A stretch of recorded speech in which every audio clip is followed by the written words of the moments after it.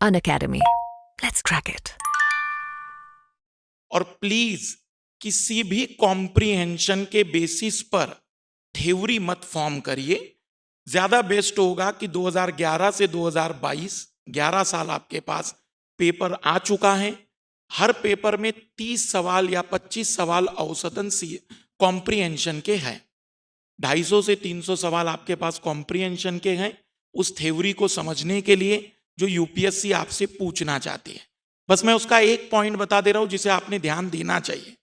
कभी कॉम्प्रिहेंशन पे जब भी यूपीएससी सवाल पूछती है तो जरा ध्यान से पढ़िएगा, उसमें लिखा होता है आपके प्रश्नों के उत्तर केवल गद्यांश पर आधारित होने चाहिए।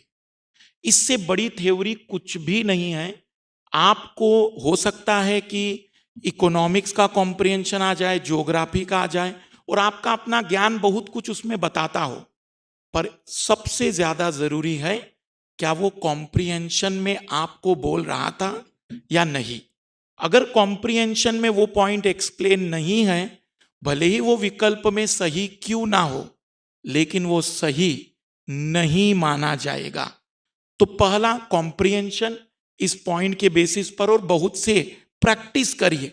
किसी टेस्ट सीरीज में इतनी ताकत नहीं जो आपको कॉम्प्रिहेंशन यूपीएससी के लेवल का दे सके। ज्यादा बेटर है प्रीवियस ईयर क्वेश्चन को बहुत अच्छे से देखो। रीजनिंग और मैथ्स 50 क्वेश्चन है। आप अगर पूरा मैथ, जैसे कई बच्चे रोते रहते सर मैं 10वीं में ही मैथ्स में फेल था, मैं बहुत गरीब था, मतलब चलते रहता है। तो कहने का अभिप्राय यह है कि भाई पूरा मैथ्स नहीं कर सकते ना, मत करो। 5 टॉपिक तो सेलेक्ट कर लो।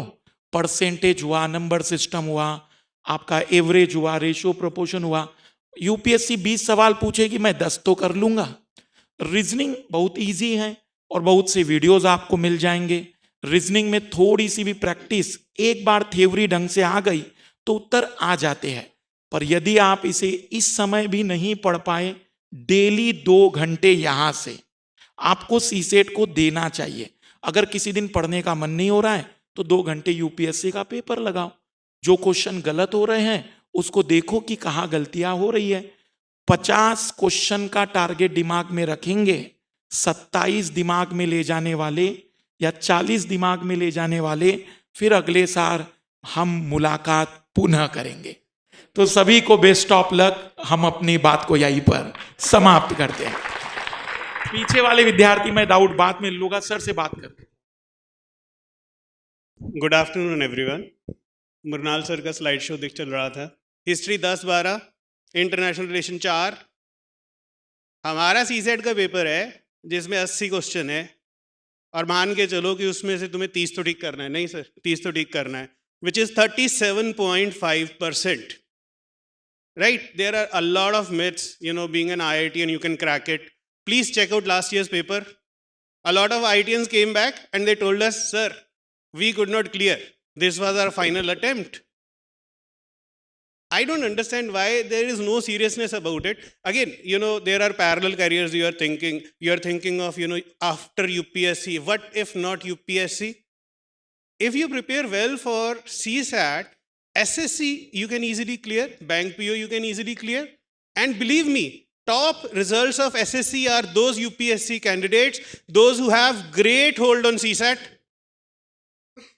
अभी सब आएगा, क्रैश कोर्स करा दो 50 आवर्स में, क्योंकि मेरे हिसाब से तो I sincerely feel CSAT is really important as far as your other career options. Everyone has second, third goals, isn't it? ये नहीं तो ये नहीं तो ये.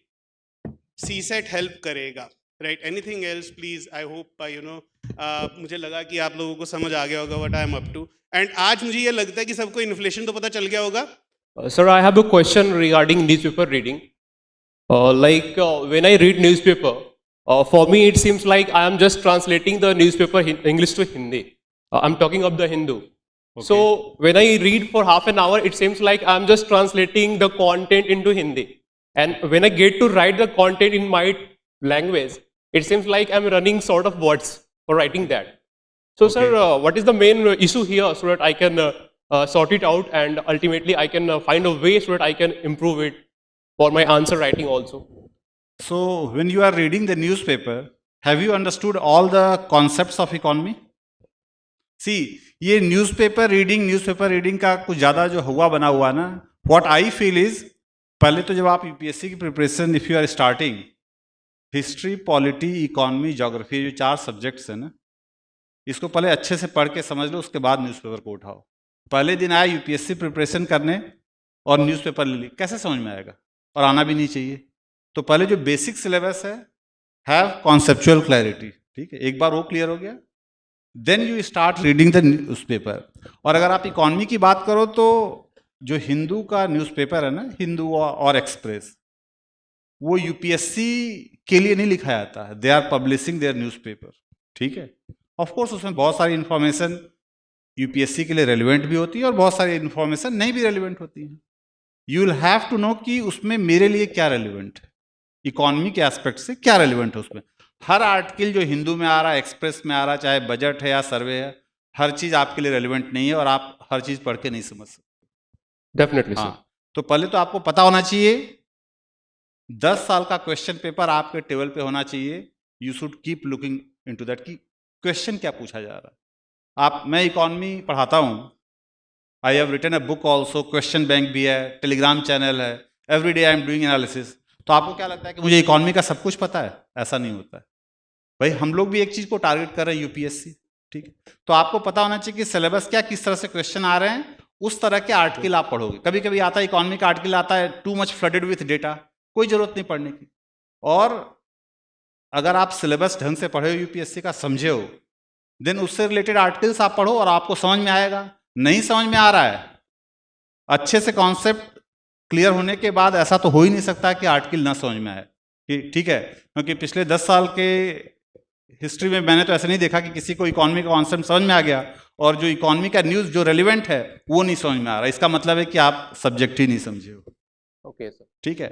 और एक बार आप समझ लिए सब्जेक्ट तो आई डोंट थिंक कि कोई इशू है।